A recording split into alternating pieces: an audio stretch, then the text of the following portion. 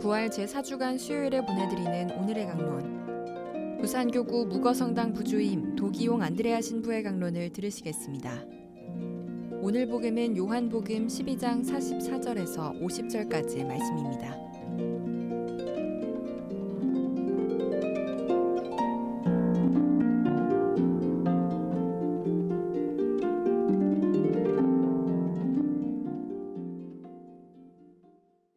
그때 예수님께서 큰 소리로 말씀하셨다.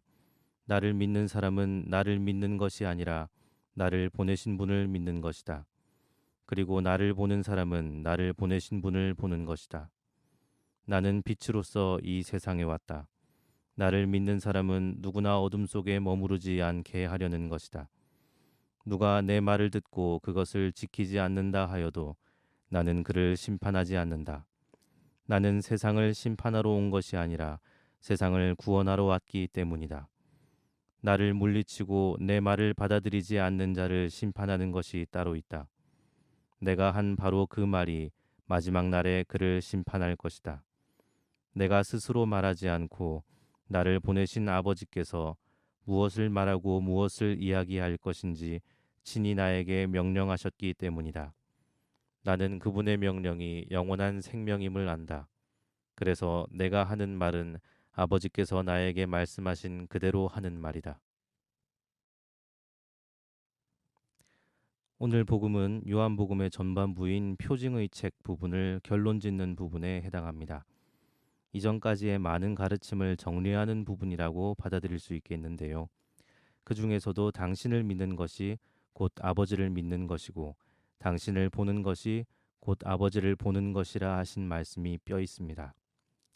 사실 우리는 예수님의 상처를 보고 만져야만 믿을 수 있다고 단언했던 토마스처럼 좀 더 확실한 체험과 확실한 표징을 원합니다. 이런 것들이 우리들의 믿음을 보다 강하고 굳건하게 세워주며 또 앞으로 구원을 향한 여정에 큰 힘이 될 것이라 생각하기 때문일 겁니다. 그러나 이런 원인은 오히려 우리의 신앙을 종종 잘못되고 기복된 방향으로 어긋나게 하곤 합니다. 성체성사는 예수님께서 직접 우리를 위해 세우신 은총으로 우리는 이 성체성사를 통해서 예수님과 만나고 그분과 일치되는 강렬한 체험을 합니다. 그런데 미사의 은총에 스스로를 더 개방할 생각보다는 더 강렬한 다른 체험을 원하는 경우들을 사목활동을 하며 가끔 만나게 됩니다. 물론 그런 활동들이 미사의 은총으로 인도하여 하느님 품으로 향하게 한다면 결과적으로는 다행이겠지만 대개는 신앙적 성숙에 별 도움이 되지 않고 오히려 올바른 믿음을 해치는 기복적, 이교적 행위에 오염되는 결과를 초래합니다. 한 번은 그런 일이 있었습니다. 한 예비자가 세례를 받아 영성체도 모시게 되었습니다. 그런데 이 새 신자는 영성체 외에도 끊임없이 안수기도를 청하는 것이었습니다. 처음에는 어떤 큰 이유가 있었나 싶었지만 몇 번 안수기도를 주며 질문을 해보니 영성체로 예수님의 은총을 느끼기보다는 안수기도의 은총을 더 큰 것으로 받아들였던 것입니다. 하느님 사랑의 결정체인 그리스도의 몸을 내 안에 모셔다 놓고서 안수기도를 습관적으로 청하는 것은 신앙적 성숙에 일체 도움이 되지 않아서 결국 기복적으로 변질된 믿음에 대해 다시 가르치고 저방으로 당분간 안수를 못 받게 했던 기억이 납니다. 이것 외에도 예수님과 일치하는 가장 올바른 방법인 성체성사를 소홀히 하는 일들이 꽤나 잦습니다. 뿐만 아니라 올바른 믿음의 길을 두고서 다분히 기복적이며 미신적인 변질된 어긋난 길에 기웃거리며 집착하는 경우도 자주 목격하게 됩니다.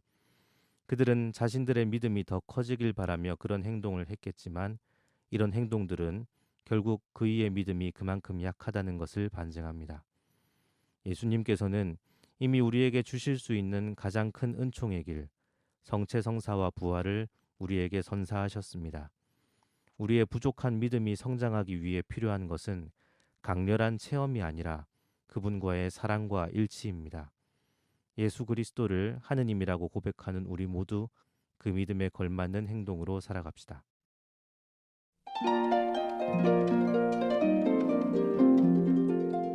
지금까지 부산교구 묵어성당 부주임 도기용 안드레아 신부의 강론을 들으셨습니다. 내일도 도기용 신부의 강론이 이어집니다. 오늘의 강론은 공인회계사 임만섭 바오로 형제님과 함께합니다.